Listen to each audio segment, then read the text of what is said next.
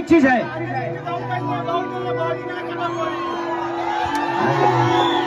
विवाद कराई जा रही है। जिंदगी में एक चीज है, आपके पास अगर 20 रोग आ जाए तो आप खुद ही डॉक्टर बन जाओगे। उसी तरह मुसीबत है, आपके पास अगर 20 मुसीबत आती है ना तो सबसे बड़ा इंसान वो बनता है, क्योंकि मुसीबत से निकलने उसे आता है।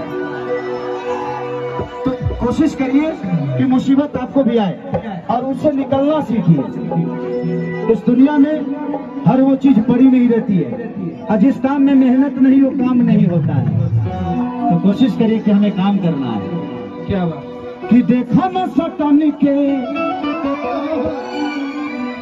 धनिया पटन के, अरे चादर बिछा दे हनी पलम जी।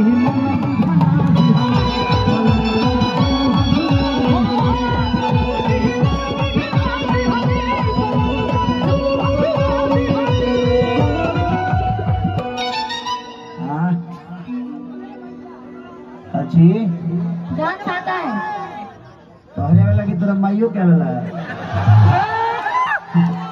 अजी तो डिमांड लाइक है, तेरा मौसी के डिमांड बा।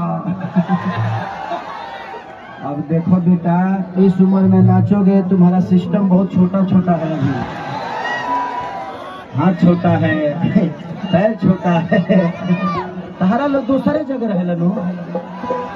अरे यार, शरीर में बहुत कुछ छोटा है तुम्हारा, पता नहीं टाइम से काम करता है कि भी नहीं। अब तो आगे अपने मौसा के संगे नाचने, बदमाश तहरा माई के तेरा नाम करो। नाचोगी पक्का?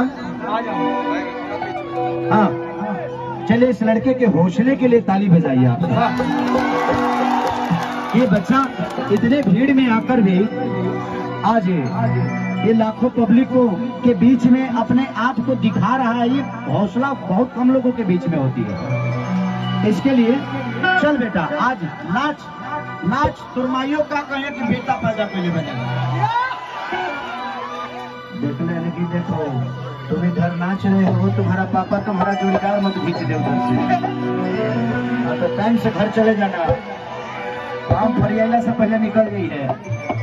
मोबाइल बड़े अब ठीक ना लगेगा, माई के सुरक्षित तो के आइल बा, पापो के लेके आइल बा, ना फानी हम करना होला है कि देखा न सटन के, अरे कपड़ा कटन के, देखा चादर बिछा दिहनी भला माझी मन बिछला।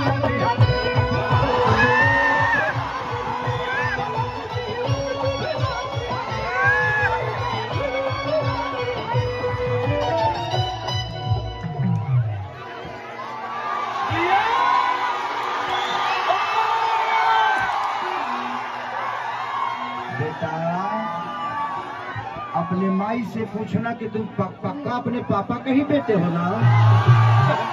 लेकिन मैं कभी बोरी वाली आया नहीं यार, ये लड़का मेरी तरह डांस क्यों कर रहा है? हो सकता है कभी पेट में होगा तो कर माई हमारा डांस देख ले हुई है। रीजन वही जी फंसता, पेट में पक्का हुई है कर माई हमारा डांस देख ले हुई है। अजान तरी कौन गाना देख ले हुई है कि पानी भी न सुखाता हम बहुदी रे भौजी,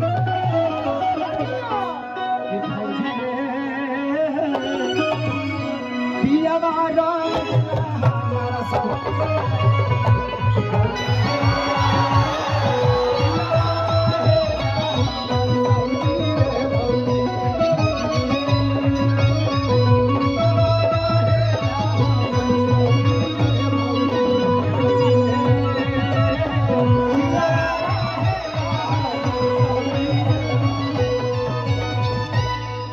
बेटा, तुम बहुत प्यारा मिर्गी डांस करते हो।